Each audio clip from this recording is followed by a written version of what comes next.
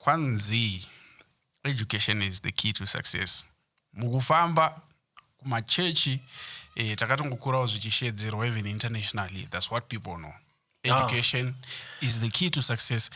However, these days it seems like education is failing. Yeah. We need another key to success. Yeah. That was back then. You know what? As guys, we're exposed to technology. They don't need to go to school. Yeah.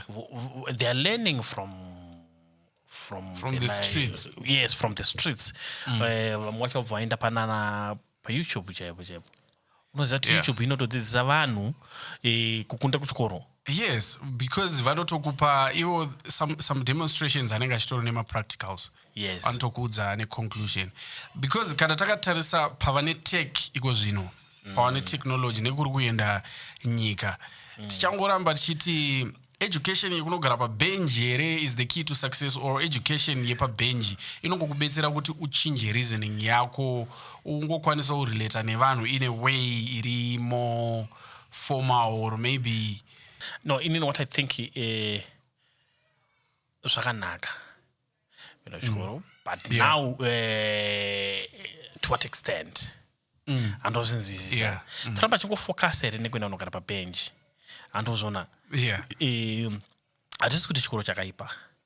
Anditi chinotibatsira mafungiro. Our level of understanding things zvinobva kuchikoro. So zvakakosha. Yeah. But until what level anditika ranofanira kuenda kuchikoro. Do you know kuti kune vana vemafarmers vanotokurira pamafarms? Havatomboende kuchikoro, vakatongomirira kutongodzidziswa kurima chete. And that is what they know. Totaura kuti I think pakati design education it was a way of controlling people. Unoziva kuti kuchikoro tinodzidziswa isusu kutoti isusu tinofanira kunge tiri mugwara tototi tinodzidziswa paya. And tinodzidziswa kuno education here is designed for working people mostly. Ndo vakawanda, that's the majority. Then ukuona vanhu vaya vanozobuda vaya vachiita zvinhu zvavo zvezvo vasina kudzidza where no, they are naturally intelligent. Yes. Very gifted from God, not from school. Havasi kuwana ruzivo ruyera from chikoro. Andozona. Saka I think for now inofanira kuchinjwa. The way yatikudzidza nayo right now, yakufanira kuchichinja. I believe it's now outdated. It is outdated. Yes, because most of the things that we are learning 10 years from now, they won't be 5 to 10 years, they won't be applicable. Yes. As we apply in our day-to-day lives. Yes. For an example, to know this is mathematics, this is English. Yes. Kamwana kane 3 years kakutozinzwisisa English, kakutogona kutoiverenga, vari kudzidza from my TVs and all that. But I think education yanga iri bopa kungo instill a discipline. But now can discipline be instilled in someone in a different way? Is it education? Because honestly speaking, we waste our time tichienda kuchikoro tichiri vana kusvika wakamirira kuti pandichazosvika O level ndozopedza O level ndoenda pa A level ndochiita degree rangu ro diploma then ndozodai ndozotanga kushanda. Don't you think kuti it's just a waste of time? Waste of time, because wanotaza kuti ndapedza makore ese akawanda ndichidzidza zvandiri kunodzidza zviya. Yeah. Tikuzozviapply here muupenyu kana kuti unotozopedzera kutoti nekudzidza kwawakaita zvawakadzidza izvo zvopedza kuti hauchatombozvisenzesa. Yes, I said yekuti irikori madire discipline. So zvangofanana nekuenda kuchechi. Kuchechi ini ndakambotara ndikati ndinotumira vana vangu kuchechi discipline. Okay. But hakuna zvino zvavanenge vachimbonyatsonoodzidza kuya. Andiri kuzozvona. Okay. Besides discipline, so in the networking, but kuchikoro manje ndikuti unosangana nevanhu. And I think education inofana kubvumira vanhu. Instead of to from grade 1, grade 2, grade 2, grade 7. Over form 1, form 2, form 3, form 4. Over form 5, form 6. Over ipapo because kana takatarisa nyika dzakaita sana China right now handiti vanhu vanofunga kuti tikuexaggerata but kunona China kunodzidziswa ma-practicals at a very young age. Yes, it's a skill you are not to obtain uchiri mfana by the time zvekutoti unokwanisa kuemployiwa even uri form 1 unenge watova palevel rekutoti ukatonzi graftica unogona kuti ubatanidza kana kakomponent kana kakombiyuta kana chimwe chinhu chitori advanced, you know how it functions. Yes. So the type of education, because I think tofanira kuformalize also street education. When I say street education, no, we have to be frank with each other. Yes. Anditi economy zvezvipaira nditi munyika especially economy yemuAfrica even kumusha. Yes. Panopisa kuti uti no, I'm going to focus on ndakuda kuita degree 5 6 7 bro. For what are you going to bring to us iwe ukaita degree 7? Zvichachinja upenyu hwema-Africans papi. Besides kuti tongopedza iwewe doctor professor. Yes, chakazodai handiti zvinotiunzira chii unoziva ndavafocus nekudzidzisa zviri kutiraramisa. Zvinezvi kuno kuAfrica unomboziva here kuti kuno kuAfrica kunoku hapana kana African country inogadzira foni zvayo cheap.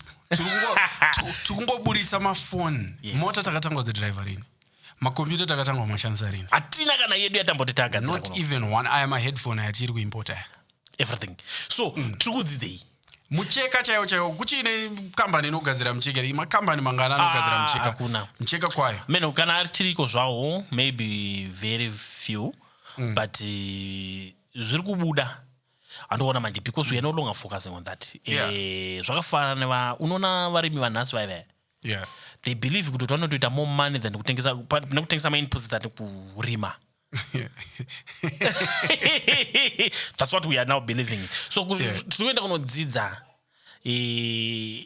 as a way yokutambisa zvedu mari yevabereki vamwe vachitosuffer to the extent yekuti no dai zvachinjwa hatisi kuti kudzidza kwakaipa, kudzidza bo handiti but madzidziro ataakuita nawo indokuona ngari outdated. Let's go pazvinhu zviri kuitika kuti zvinhu tidzidzise kuzvikoro grade 1 iyoyoka hatitange kudzidziswa kugadzira something. Early evaluation. Yes. To determine how the child's brain functions. Yes. On the natural talent, their mental capability, their mental capacity, and more nakuti anostretcheka kusvika papi. And also early stage. All right. Inini hangu I think kuti zvinyatsonzwisisika. Ona nowadays unoziva chimwe chinhu chatakuonera kuti education inenge isina kunyatsodai so ndekuti isusu tinofocusa kuti tidzidze with a foreign language zvatiri kudzidza. All right. Vadi kuemphasize kuti pauri kudzidza iwewe chishona chako unofanira kuchidzidza zvemandorokwati the same way uri kudzidza English. Handozvinzwisa todati isusu zvinhu zvedu isusu zvatinoda kudzidza isusu kana kugadzira todzidza neshona ndokuti tichazozvinzwisisa. We understand shona zviri so deep handiti kana iri ndebele kana ndingangoti all our native languages handiti todzidza naiwayo but at the same time vari kuemphasize kuti inzwisisa also on a foreign language the same thing but priority inenge iri on local languages. But I've got a question, Ipapo Manch. You know our local languages, our native languages, ane limit. Almost what ane limit. Ichi nechi shona ichi chiri pamberi pefoni chinonzi chichi.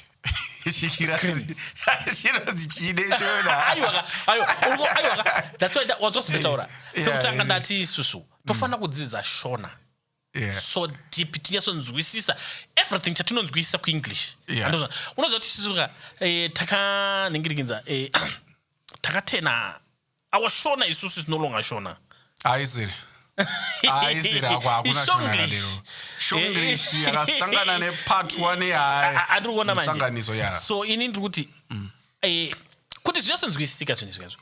We are not in that down hatisi madamp people zvokuti hatisi kunzwisisa zviri kuitika tozvinzwisisa zvinhu izvi but hatisinganzwisisi is the language that is being used because unoziva language iya yaka inouya so deep paunofanira kunzwisisa iwe it comes deep hauchanzwisisa kuti pari kumbaizonzi chii apa handozvinzwisisa but ukataurwa iwewe deep shona wakatadza kuinzwisisa very ureva aiwa hatotoinzwisisa andozona manje so dai vaidzamisa ka tovatadzidzisa nezvi zvinotibatsira instead yekuti tingofocusa nekuenda kunoita madegree tovata izvo zvi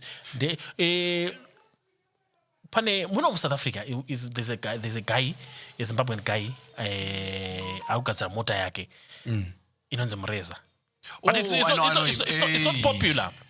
It's not popular, that brand. Andozona manje. So education inotidzidzisa kuti isusu zvinhu zvedu zvatinoita isusu on our own, they're substandard. We don't kana atifaniri kunge tichizvisupporta kuti zvibudirire. Andozona manje. Wambona Mureza here? I think once. I once talked to the guy on Facebook. He's very open. That guy, anonzi Tatenda. Yeah, if I'm not mistaken. He's very open. Anototaurika naye ukatomboxira when he finds time he responds ukatoresponda anotorespond. He's one of the owners. He's the owner, the founder.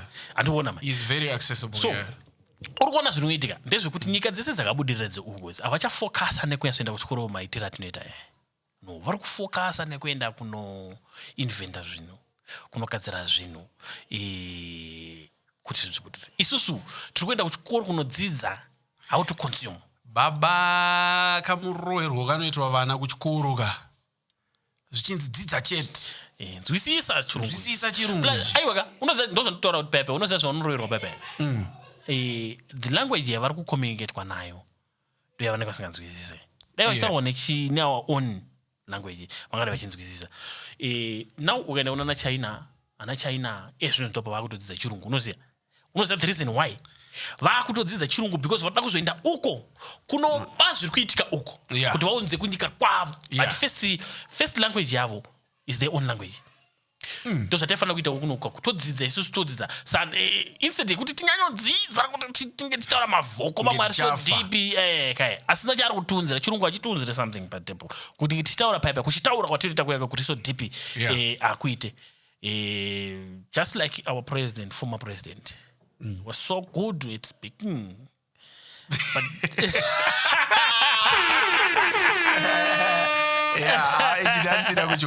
yes, he was so good at speaking. But utarisa upenyu hwevanhu zvazobuda ipapo mukutaura imomo maningi imomo unoda hapana. Dai vakanga vakafocusa varume vaya kuti homana nawo zvatatora independence nawo tikatichichinja zvese izvo homana isusu our language we are very proud of it. Handitika kutanga izvozvo ndoita kutodzidza nayo zvese zvatakuita isusu tofanira kudzidza vanhu vedu vanofanira kuzvinzwisisa but tofanira kuenforce futi kuti munhu iye anofanira kunzwisisa futi chirungu. Handitika so first language yaunopa priority wewe ishona or ndebele or whatever the language yatinotaura vanhu vakatinzwa tichitaura kuti shona we are trying to emphasize on our own isusu timashona but donzo redu nderekutaura kuti isusu our own language, the language that we are good at kana kuri kumatebelele ndebele ndaiitwe but also at the same time taigona kuti isusu asi malanguages ese atinofanira kuve dominant. Anditika tongopikawo mashoma angave 4 anditika anopushwa kuti zvinhu pazvinodzidzwa imomo unoona zvakaenda munomo Zulu inokosheswa inenge yakatonyorwa apa English yakanyorwa apa Afrikaans yakanyorwa futi papi apa anditika zvinokuratidza kuti vanokoshesa mutauro wavo kuzongoti zvavo havana power rekuti vange vachidzidzisa zvinhu zvavo in their own language but pavari patori right but isusu kwedu uku tatonde maChina vane vachinyora language dzavo. Do you think kuti education was easily going to be the key to success had we learned things in our language? Yes. Okay. Because wadzidza chinja unonzwa chinonzi education kunodzidza chinja wanga usingazive apa ndikubvunza nechirungu ndozokupenga kaizvo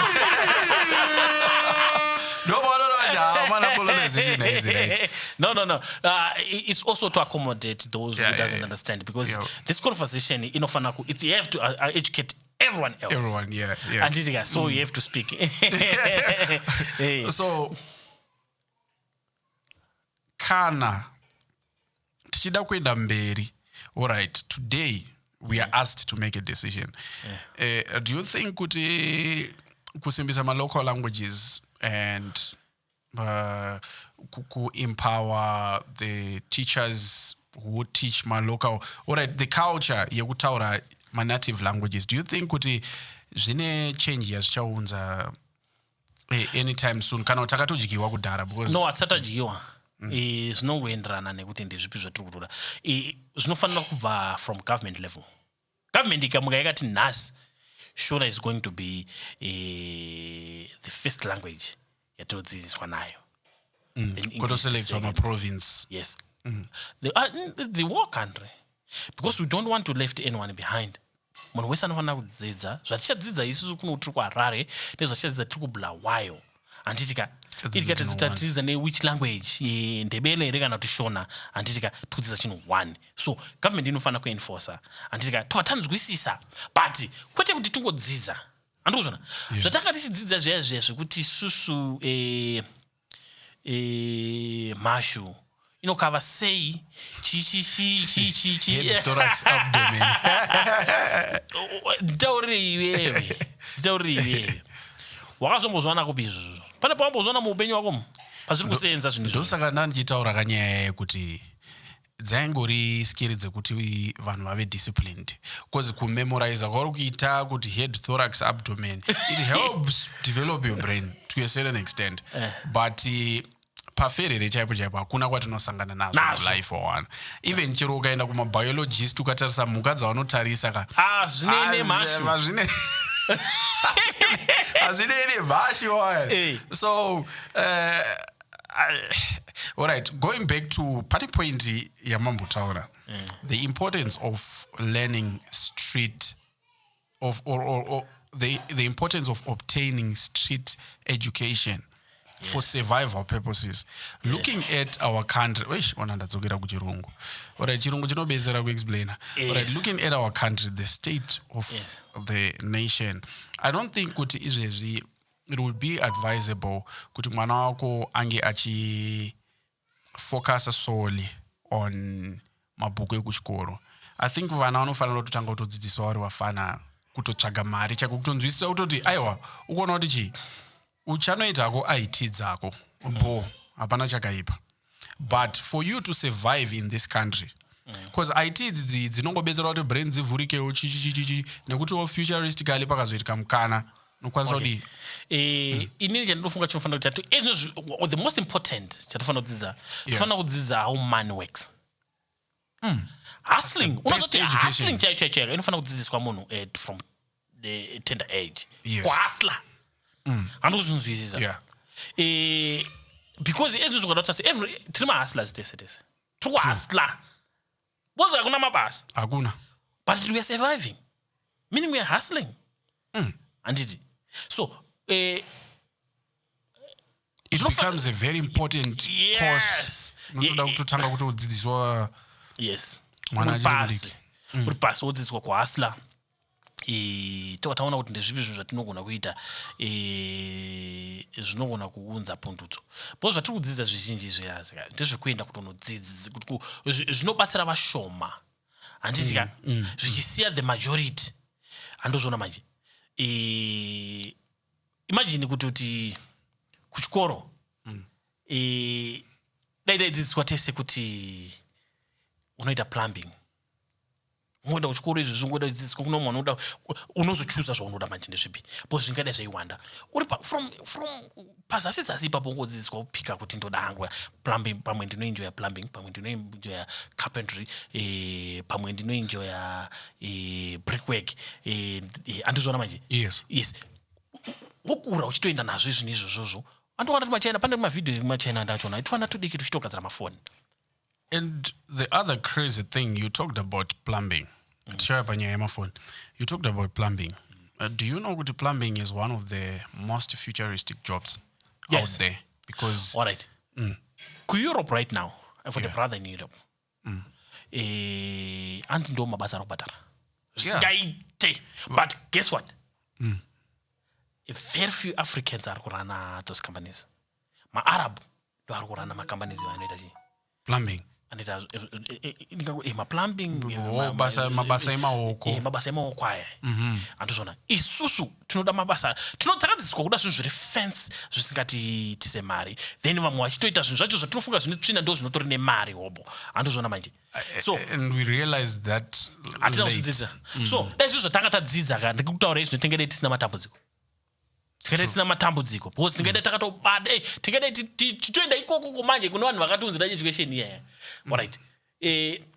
Ndakamboona inini at one point ndakatakura mabhuku aipushwa non-governmental organization NGOs anditika vachiendesa kuZimbabwe. Takatotakura chienda nawo kuZimbabwe izvozvo mabhuku aya. Ndakazvibvunza inini kuti what's in for them? Why are they so interested in giving out books?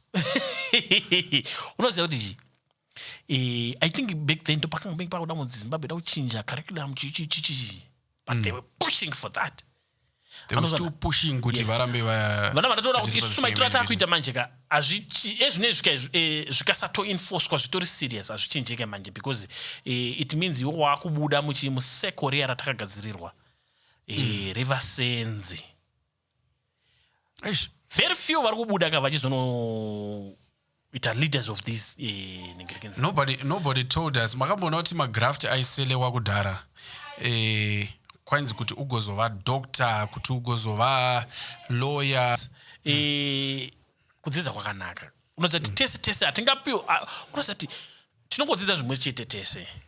But tingadai tichipiwa mukana wokuti kuti zvinakidzika ende kuti zvive nemeaning uchuza.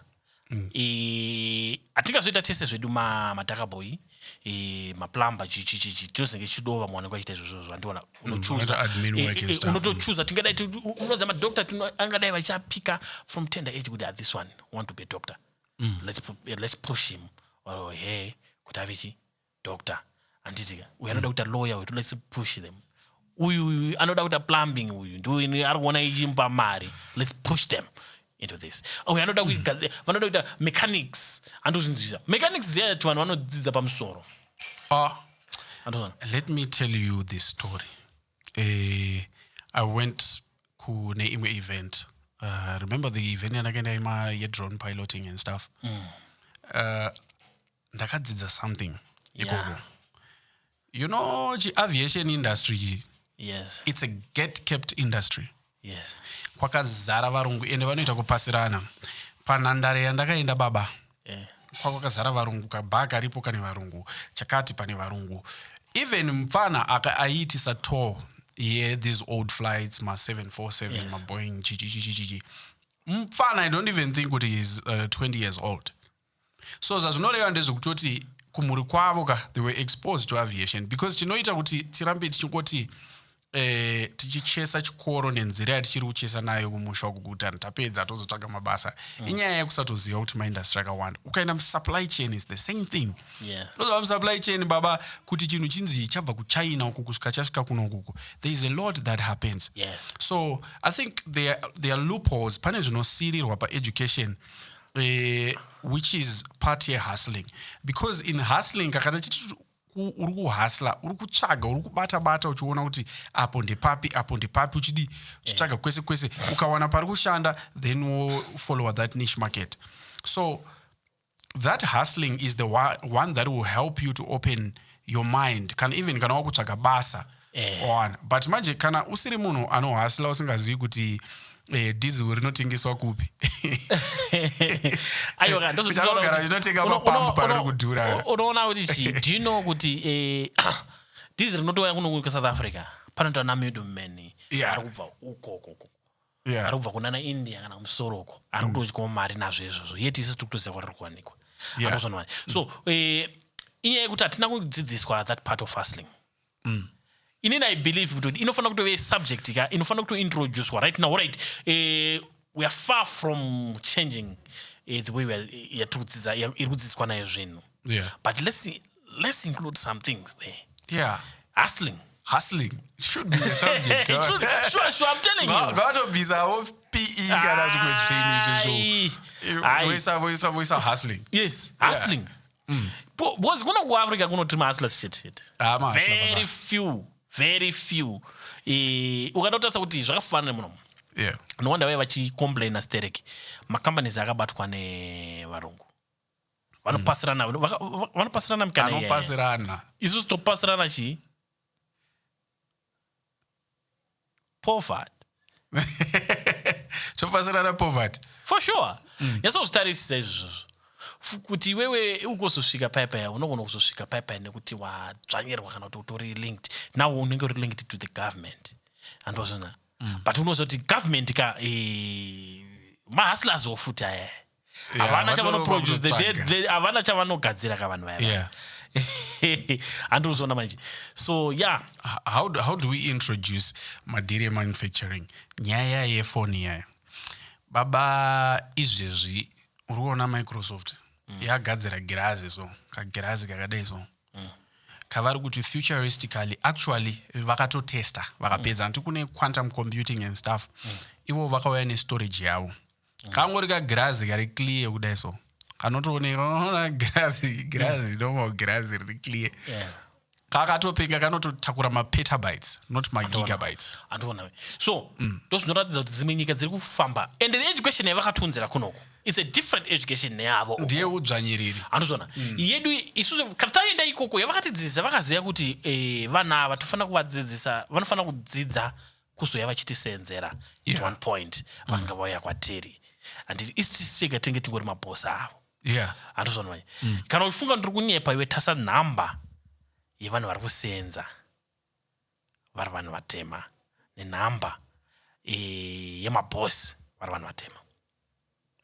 haibalance saka zvokureva kuti education was designed kuti tisenze nesemoyo every time pese watatoenda isusu tinofungirwa toudzwa zvekuita toita izvozvo andozvona so hatipachinjei ipapo isusu tega hatipachinjei as kuno kwedu tega kunoku right of course I think some of the things zviri controlled you cannot change it ukada kuzvichinja unogona kunzi wakura musoro but let's include that one hustling as a subject yes mamchite in hustling baba andozvona manje plus tova tadzidzisana kuti mari iri kusenza vanhu vari kubata mari but havazive kuti inosenza sei it's one thing chakaleka futi kwatiri isu savanhu vatema tinofunga kuti mari inofanira kuti ndizikanwe ndionekwe I must be talked about people they must talk about me nekuda kwokuti ndine mari andozvona manje but tell me how many billions Elon Musk yatakatozomunzwa because mari yake yakutaurisa manje mari yake ndio iri kutotaura yes that's how we come to know about him anditika but unoziva here kuti kune zvimwe zvinhu zvaakanga aita kumashure uko zvekuti dai mari yake isina kuzenga anyanya kutaurisa ka mari iya ataurisingamuzive andozvona manje but ine zvakazitaurisa mari yake yakutaurisa kunda munhu wese pasi rese do you know kuti vanoti matauriro azvinoitwa muongororo nemutsvakiridzo dzedu dzatinoita sevanhu vanoshanda kuzvivhitivhiti right kwanzi the richest guys in the world havazovana Elon Musk vaiva havatombodi kutombozivikanwa chero Forbes vakaudza kuti kwanzi ndo vanotozogadza vana Elon Musk nanani vaiva because ivo havadi those vari mumanufacturing because look vakaona zvinhu zvinodikanwa nevanhu things that we cannot live without ndozvavanotiunzira handiti so mfa vave nemarights ezvinhu izvozvo kuti chero ukachigadzira uri kupi chavo handitika ivo ndo vanechi vanotowanawo something ipapo saka vanotadza kuita pfumi yavere they make money so isusu kuno ndo zvatakatadza isusu taura is there anything taunoziva iwe chatakainventa this side nhamo takaibika baba takaibika nhamo chiversion chepoverty yekunoku baba it's on another level it's generational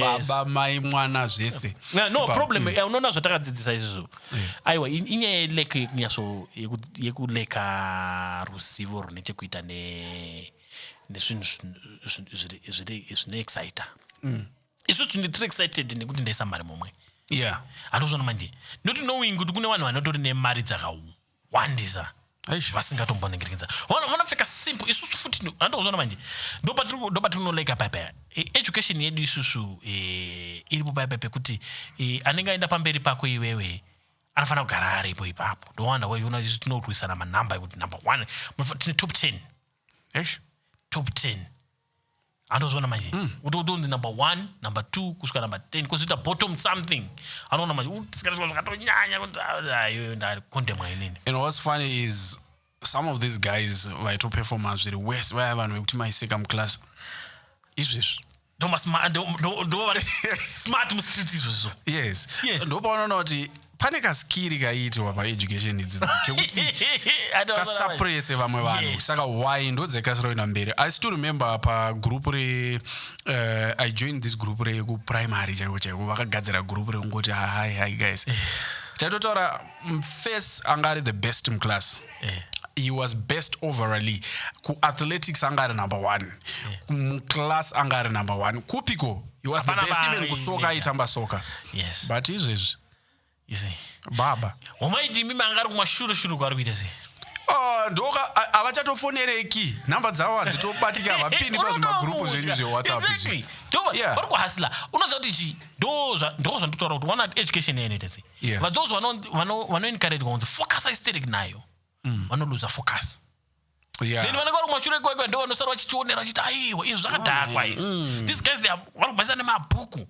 isi kumhanyisana nemari vomhanyisana nemari they're making it big out there anditi so inini hangu ndiri kufunga kuti of course kudzidza kwakanaka but to what end anditi zvokuramba uchingonzi iwe uri mudyi wemabhuku I think knowledge is the key to success. For us to have a middle class, a stable middle class, we should understand that it's not just about those books. Have knowledge about something that will pay your bills. You might be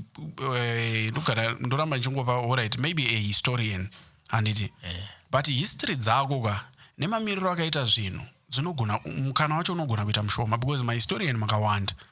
So find a niche market ngowanawo at least imbovawo neruzivo rwemastreets. But inini unoona kuti ndinoona hangu kuti nini isusu kuno kuafrica tichitizingeti tine maprofesa emarobotics nemachichichichi unozati ezvinezvi marobots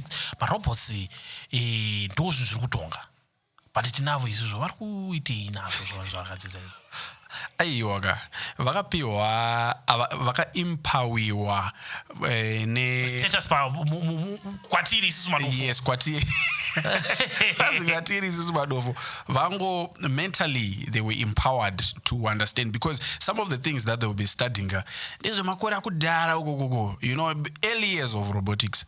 So iko zvino manje kuti vachita catch up netimu rera. Remember ndataura nyaya yaMicrosoft kuti vakagadzira chigirazi chaicho chavakustowa data girazi kakadai kutaura kuti unoisa mapetabytes of data pakagirazi. Man. Education is no longer the key to success. We need something else. We need to replace education with something else that the type of education inofanira kuchinja totally because if we want to be manufacturers, look at Africa, the whole of Africa, we are producing, the only thing that we are producing are raw materials. We are exporting them. Then in return, we receive complete products. Nobody really, even from the leaders of whatever institutions and all that, these are the IT, whatever, robotics. The speed iri kufambwa nayo nekuchinja kuri kuita zvinhu muworld yakanyanyisa. Isusu as Africa we are very much behind. We are only waiting to consume. No wonder why vachitotya tospayiwa anditika. Yes, because the technology we don't control the technology. And mafambiro ari kuita technology very soon isusu tinozoudzwa kunzi chidai so obvious hatisi kuzoona kuti the world around us it's evolving.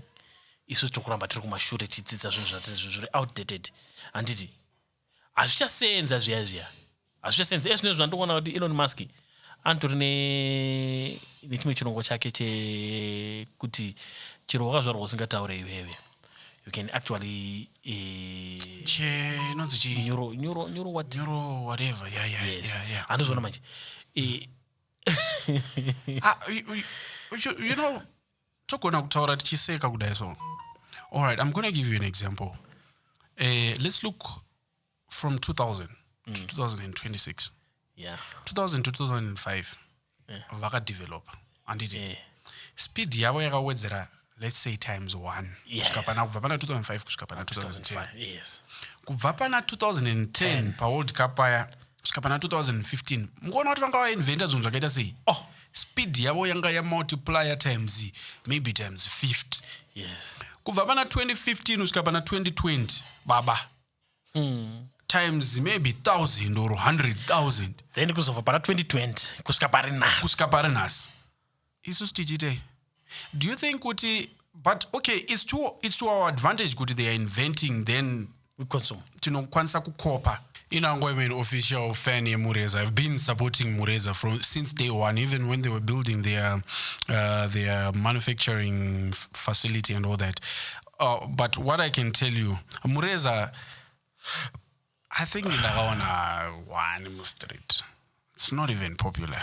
It's not. We are not supporting Znova, but we are not to we see. Totongo kabira. At the end of the day, plus also chimwe chiri kutyama inventors is the fear of failure.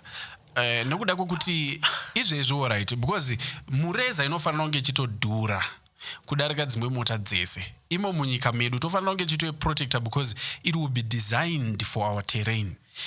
Aiwa unoona kuti chi ndopandofunga tinenge tiri wrong papo haifana kutodhura uzvinzwisa kuti unoziva kuti the reason inoita kuti zvidhure ndei kuti zviri kugadzirwa zviro zvishoma. Okay, tikasapota Wayez akanyatsoprodusa zvinhu zvakawanda zvinochipa anokwidzana akatoburisana nahavha uyo vavo munengerenza akatovaburitsa system. I don't know kuti Wayez yave papi in terms of manufacturing themselves on their own, relying on local companies. But kana va pa level riri kuti havana need yekuimporta from wana China like zvinhu zvakaita semaseats arotomanufacture panhu pekuti hatogona kutoenda tikanoona kuti iro seat iri kutogadzirwa seat reWayez ayo mabrake pads eWayez ayo maplugs eWayez ayo head yeWayez inotomanufacture pakati kana asvika palevel iroro then it's easy, but kana achiri kungoimporta then it's a different story. Yeah, it's a different story. Yeah, atisapotane kunoku wandoona manje saka ndai tisapotana kunoku kakuti ngadai tori pari right. Nyika inoyi yanga ine potential yekuti inini as I told you ndambe ndiri truck driver ndaenda kunyika dzese dzakatendedza South Africa ndakadzienda unzwa dzese nyika dzese dzinosapotwa neSouth Africa. True. Unosvika kuTanzania anozvinzwisa zvitori serious zviya zvekunosvika kuTanzania anozvinzwisa. So nditaurire datisingori maconsumers chete chii chingadai chiitika unoziva mabasa angadai akawanda munomu baba angadai asingaperi mabasa angadai akawanda munomu dai tisingakonsume zvinhu zviri kubva kuna China anditi ndo zvinoratidza kuti isusu kudzidza kwedu isusu ndokwemaconsumers hakusi kwemainventors andozvana tiri kudzidza kukonsuma chete ndo zvatisvitsa pano and handifunge kuti tinobva manje because muonero watiri kutoita iwo uchatoona kune vanhu vachachitaataka vasina muonero iwoyuyu vanofunga kuti ukaona vanhu vakagadzira motika dzese idzi havana kutanga nengodzigona vakatanga nekutotadza nekutofoira vakadzizama but havazombokuudza kuti isu takatadza kakawanda sei. Ndo kapaya pamunoona kuti kunoku kunouya anonzi mazhingjong ataiti mazhingjong vaitoita mass produce chinhu chiri substandard. Yes, because China kwanga usingagadzirwi maNike mashua but iko zvino rikauya charo pachina po Nike unoziva kuti chiwe vaigadzira zvinhu. I remember back then do you know kuti chinjainzi made from China chakasimba zvisingaite the first ones. Yes, yeah, chakasimba but mva wazoona kuti aiwa tofanira kugadzira isusu zvinhu for different markets Yeah. Africa, they consume Anything. Anything chawapa iwe they consume. Anditika rikandikogadzira ndopakauya mashingishonga aya ene topiwa bhutsu yekuti isusu ukangopfeka izvo so yabva so ma-ODO 1 day only. 1 day only. Andiona manje sakani isu atigadzira mashinga zedu iyoyo we learn from there. Topedza tinoimprove from mashinga zedu iyoyo tinoda ano zvakamira zvakadhakwa but at least now taakuziva kuti now we need kana ungogadzirawo chimwe chimota chine chishepu chidzobo kana muona zvimabhasikoro zviya zvimabhajaji zvekuindia zviya kumbogadzirawo izvo zvongopiwa kungoti zvongotengeswa zvoda kungoonekwa kumafarms chete. Imagine kuti bike chairo bicycle chairo we can't but unoziva kuti izvo zvinoziva nekunetsekana kwari kuita unoziva kuti tikagadzira zvimota zviya zvaka nemagadziro chara taita isusu andozvona manje zvinoicreate employment zvorerudza upenyu hwedu andozvona because it's just isinoda zvinhu zviri fence no problem. Hatidi zvinhu zvakashata togadzira chedu chakashata isusu chiri chitrack chimwe chakashata chatinoziva kuti ichi che4x4 chekunopinda machonyo mumu andozvona manje tova tagadzira zvinhu zvedu izvezvi tisu tine maminds kunoko but we know nothing about minds. Kunobva kachimuchina kana kuti kachimuamerican kana kachimuwati kadiki kakadaiso kachikokulidaiyo kanotouya kachitoziva kanoda mining yakati iwo wakutosikoemployiwa nemunhu iyeye iwewe ende machinery yauya ndo paya patachitaura kuti unofanira kuita street knowledge. Ivo vanotobva vachitoziva kutoti pump ikafa inogadzirwa so iwewe ndochaenda uchiti aini ndirifita ndiwe wakunomaintaina mapampa ayaya iwe zvavanotoita manje unoziva zvavakuita mazvano havachada kutransfer the knowledge kwauri iwewe vanobva nevanhu vavo handitika vanosikosenza vototi machines edu hatitabatwa nevanhu venyu because vanogona makanganisa havazivi hanza zvavanoedza kutaura ndezvoti madhandahedi havana chavanoziva chavokuziva mabhuku stere. Shots fired. Yes, vanoziva mabhuku zvakanyanya havazivi kugadzirwa kwezvinhu izvi but unoziva nemaondero akaita ana mechanic nemanhingirikinzi vari kugadzira zvinhu izvi unoziva kuti vangade vakaba teknoloji yakudhara gadzira tosikotora ichi tikatochiisa apa tina vanhu vakadzidza isati tambozvidzidza zvedu we cannot do it. We don't even know the type of alloy yakashandiswa kugadzirisa ichi. Variko vakatodzidza izvi. Handitika ongosiko chitoro chova chauya kubva wangosiko uchitapa bvuko. Fati okay ndomaitira chakomana. Isusu togadzira chedu sei chakadai. But mukuona kuti problem muchinda yogadzira ndege kwararadzani chingoma echingoma problem iripo ndeyekuti tinotoseka vanhu vakaita sana chingoma singaiti unozati kutonzi chingoma kwatone nickname chituko ukada ungogadzira chakada kuita chidroni kana chichawakuda kutoita chingoma kaiwo you know you can't do anything just havana chingoma adoona manje so but let's support ini nangu ndikutoona hangu kuti tinoramba chidzidza tinavo vanhu vakawanda nyasotarisa iwava kwatinobva uku kauku kana even kuno uku kauku tiri kuramba chikudzidza tikudzidza kuti tikozonosenza andoona manje which is wrong inini ndinofunga kuti izvo zvisoka tingade takuita take over nyika dzavo uku nekuda kwekuti isusu kuno kutakadzidza zvinhu zvakaita ezvinezvi plumbing electricians carpenters builders andizvona basa ravoenda kuEurope izvozvo ripa demand those people are making a lot of money but unoziva kuti namba huru yemazimba vari kuti vari kuenda kuya handitika varoda kunosenza education yavo yavakadzidza kunoko ndosani paiba taiti isusu mazimba kataa kuenda kunze uku kauku let's learn zvinyowani zvemabhuku izvi taakwaziva basa remuofisi haribhadhare than rekufield uku andozvona chingoti wakubva kunoku iwe wafunga kuenda kunana Europe kana kuituko kunyika dzemhiri kwemakungwa ikoko kumusoro uku handika just go unodzidzawo zviri paground obve kuno kuri plumber unotobva kuno kune certificate yako wakunazonzwisisa electrician uri kuzvigona zvimwe zvacho zvina electrician zvinozoda maths dzakanyanya dzimwe dzatetisina yes but plumbing nezvana builder zvinana ningirikidzi zvimwe zvacho hazvitombonetsa vanhu vari kubva kuna maarab countries uka vafane mari vafane mari havachaje zvekutambaka they know how to charge tori brother yangu yakanitaura kuti bamudiki kunoku kuri kufyiwa nemari dai ndakatozviziva ndauya kunoku kuti ndo mamiriro ako akaita kunoku ndingandaenda ndakanodzidza zvinhu izvi but nekuda kwekuti isusu tanga tine excitement yekuti we are now going to Europe takangomhanya tichitida kugeza chembere musana but now mvazoona apinda muya manje mvazoona manje ndokwave manje is making more money than nezekugeza chembere nengirikinzi dzadzo. You're always attacking this guy.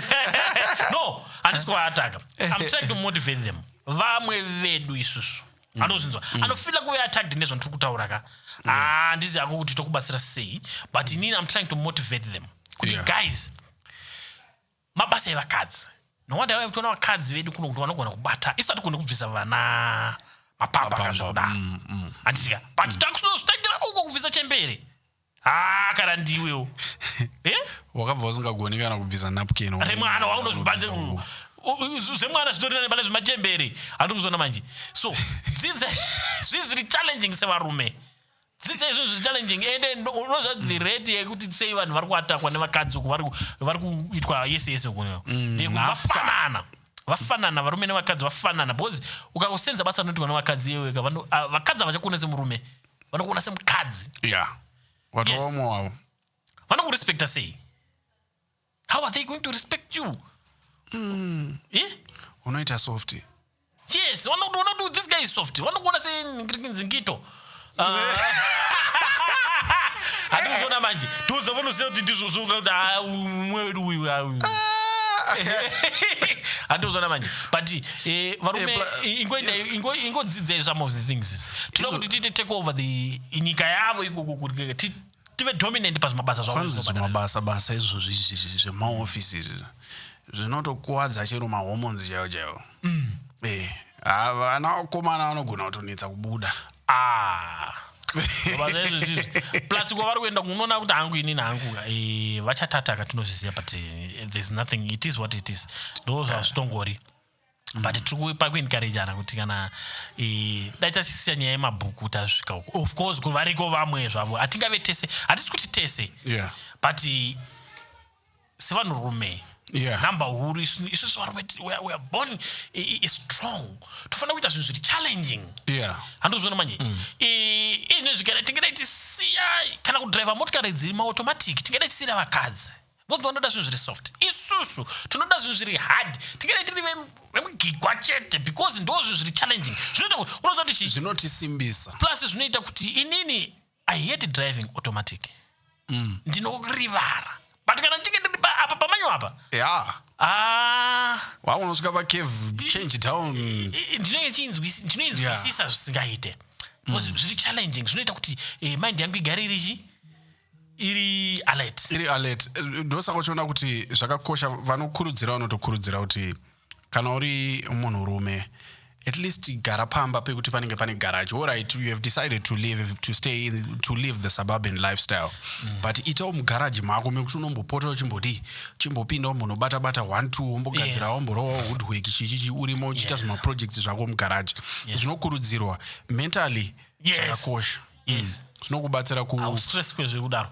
Varume hatisi kuataka vanhu vakaenda uko tiri kukurudzirana tati isusu guys dai kuri kuti zvanga zvine reverse endai ukuka alright vakaenda ukuka uku toti it's disadvantage handitika but vakasara vari kuplana kuenda uku handitika gadzirire zvinhu zvakaita sezvo kumana ku Europe kunobhadhara kunobhadhara kana uchinge uchiziva zvauri kuita usaende nekuda kwekuti siwo kana iri siwo inonzi siwo S kana riro riri kukuendesa ndari kutakudze kuti rinokusvitsa pauri kuda. I believe kana uchingosvika ikoko you can still change the fact wasvika ikoko you can still change waenda pane hatizive tiri kutaura imi ndingazotiudza kuti imimi zvinofamba sei then wobva wachinja woenda kune zvimwe zvinhu zvinotibhadhare andozvona manje yes ende wasvika ikoko waita mari yacho handiti chirega kungobhadhara mwana wako mafizi kuti arambe achienda kuchikoro kwava nema-institutions kuzimbabwe. I saw this other one iri kuharare, I think iri southgate, I don't know. Vanotodzidzisa ma-practicals, vanotodzidzisa kutoti computer inovhurwa sei and stuff. I forgot the institution, but kwava nema-institution akadaro. So kana uri mubereki waita mari, tinokurudzira kuti mwana wako ngaasangoenda kuchikoro chekuti ari kungonodzidza mabhuku ngorava mabhuku nekusingaperi. Unoona vanhu ivavo ndo vanhu vari kuramba vachingodzidza vachingoita madhigiri asingapere nguva yekuti vachitunzirawo zvine pundudzo munyika hapasina vachingoita basa remabhuku because once watanga mabhuku haucharegera ari addictive very but mari once watanga kubata mari unotsvaga dzimwe nzira dzekuti urambe uchiwana mari. Yes no hatisi kuti zvakaipa vanozvidawo zvavo izvo but hative nenamba shoma yevanhu vari kuita zvinhu izvozvo because kana takatarisa development yenyika nestability yenyika kuti nyika ive inzi iri stable according to the current situation around the world. Tikada kutarisa nyika dziri stable dzakawanda iyo middle class ndo iri very stable. So kada kutarisa kuti middle class yenyika dzakaita sana China, most ma-Asian countries, vanhu vanotonzwisisa vanonzwisa manufacturing, let me put it that way. So tukuda kuti hatisi kuti tese ngatite manufacturing because pachada admin work pachada you know. So let's look into most of us dai zvaibvira ngati realize kuti tese hatisi kuzogara pachair inotenderera muofisi tichihora $3,000 pamwedzi. It's not all of us on. Saka ngatigare tangoonera kuti kune imwe mukana yekuti unogona kuwana nayo $3,000 or even more usina kugara futi pachair iyoyo. Exactly. So education, in conclusion, I would say correct knowledge is the key to success. Not education in general. Education is failing. It's something else to replace the education. Maybe it's because of the type of education that we are exposed to. But the current one is not making sure. It's not making sure.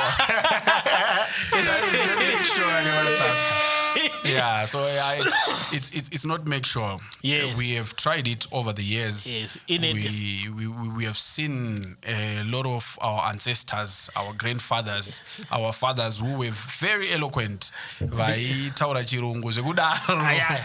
current one iringoti pa vanhu vanobreka kuti vakadzidza vanobreka kuti they can speak, vanotaura fluent, vanotaura mavhoko, ndo zvimamira yakaita ende madadiro avanoita vanhu ivavo vanozvinzwa shuga.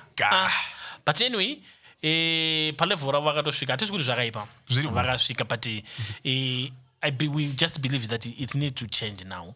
Chero ukanga uchizoita mabhuku ako iwayo ka ndazvibatane futi nehustling iri paground. Because tinavo vakarava mabhuku vazhinji vasina kana taanawo marombe akafunda zvinotyisa. Unoziva vazara marombe akafunda zvisingaite asina kana pekubata vamwe vachopedza vazopenga anopengesa ka mabhuku aya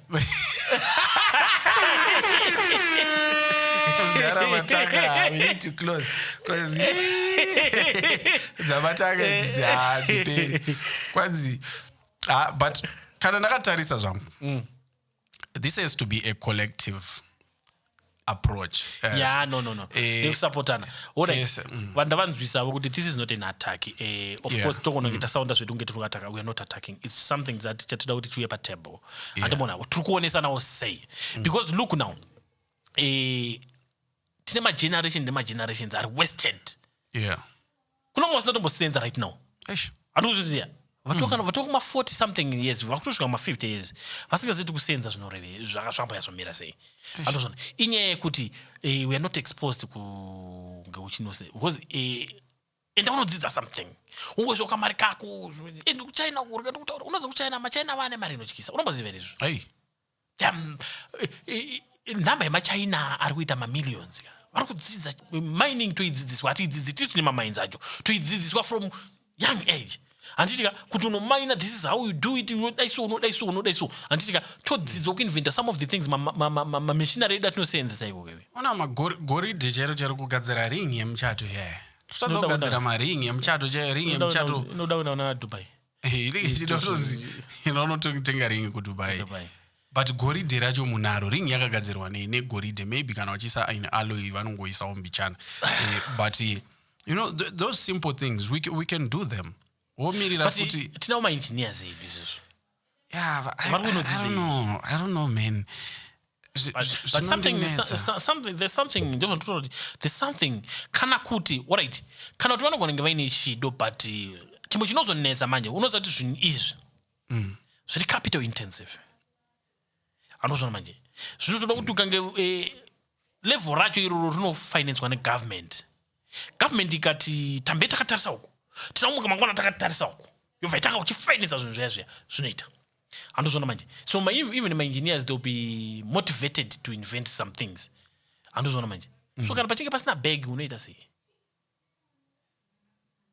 anyway toisira kuvadiwa vateereri vatariri so tine dzimwe mbumuro dzedu mumasociety medu vanadzo mari kwete dzemari dzekuromba bo dzekuromba dzedze handifungi kuti dzinombobatsira vanhu dzedze vakanyatsoseenzera mari dzavo tibatsireiwo kuti tione kuti ndezvipi zvinogona kutinengeredza unoziva kuti unogona kutoseva generation because yedu iyi iri fucked up iyi handiti ndo yemutoriro izvo nekuti tunookera zvinhu zvina nebasa risina kuda kuti tarohwa nemutoriro saka ni please vanaorarama nezvindege chete kuti wapedza urova mutoriro wapedza urova ameno kamwe kadoro remstreet vana mudhara vedu kune vairova tototo mana generation negeneration inenge ichingori tepe madrugs alright so as usual donzvo nderekutamari tese please follow us, subscribe on our pages and also comment. Please share our content. Tinoziva hedu kuti kuna vamwe vanongofunga kuti tiri my enemies. We are atina enemy. We are no enemy to anyone. Tinotoda kuti kufara podcast yedu isusu ndeye kufara. Zvese zvatiwanzora. Plus isusu hatidi nyaya dzisina basa, hatidi kudzikisirana. Munhu atori boba ari ipapo. Tinoda upliftment chat tisumudzirane pachezvedu period tese toita mari so if we follow us we follow you toitawo tese mari toonawo content yako ichionawo yedu handiti don't just watch handiti engage or to like even kulike or just to like our content isu to like tikurudzire kumazimba ese vari kuita zvecontent chatowo chikumbiro mazimbabweans totokumbirawo kuti mutongosapotawo vanhu vanenge vachicreata content because yato new career inenge inotoda chicurriculum exactly handikuzona manje ndo zvinhu zvakafanira unodzidziswa izvi zvakafanira unodzidziswa enge zvakafanira nekuti izvozvo unozvichi ine I was thinking kuti government inofanira kuti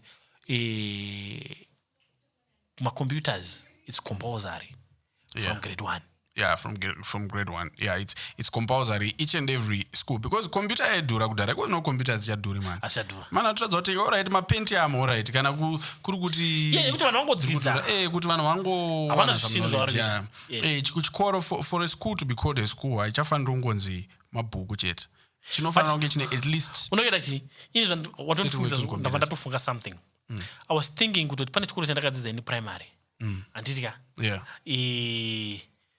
ndongotenga masola angu nemabhatteries acho nemakombiyuta acho ndova ndaenda ndonodonetawo pachikoro ichocho handitika vana vobva vatanga kudzidza macomputers from there vari kutambira here madonations pasina ambodyawo anenge achitodawo yake sola yapadeni isusu tisinototonga ikoko the areas ours so tisinototonga tisinotovataura what to do. But I'm saying you are inspiring others to do the same. But the risk itongoripo ndeyekuti anocho anenzara anaye. Unoona zvatendera kuti kwakutongoda iso kutoenda kuzonogara nevanhu vese pasi vaonesana kuti no izvo hazvisifangwi ini indi kutozviitawo kuti vanhu vanga vachiita sei taplifte vanhu zvedu uri kuzoonawo sei ndiri kuvhunza kuti uri kuzoonawo sei kana kuti vanhu out there muri kuionawo sei idea yangu ndakanza mune chikoro I believe kuti it's now ichiri kuma remote it's a remote school handiti Yeah. so it's something chandikutoona hangu kuti new life yataura mazuvano content is everything vana vodzidza kuti unoningirikidza sei Computer chaiyo.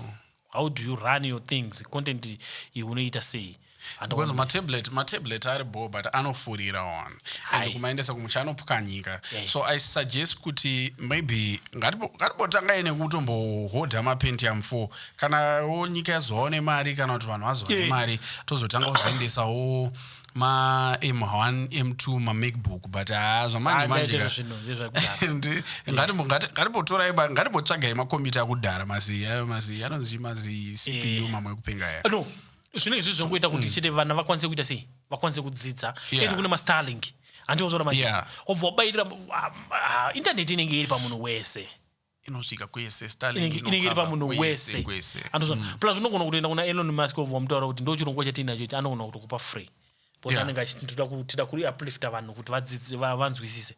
What do you think? But it's something chekuti isi tinogona kuita come up together kana kuchikoro kwatakadzidza chaiko tongona zvikoro zvizhinji zviri kunonoka kudzidzisa vana macomputers. I think inyaya yekushaya here kana kuti kuomera but tinoona kuti kuomera because these guys they are making a lot of money. Yes, especially my private schools they are making money, even my government schools my headmaster ndo ari kufa nemari kungoomera wakati maichisamba wakati chiringazuva chedu chatsvuka chikakwata like we said guys, please continue engaging with our content muzuva ranhasi.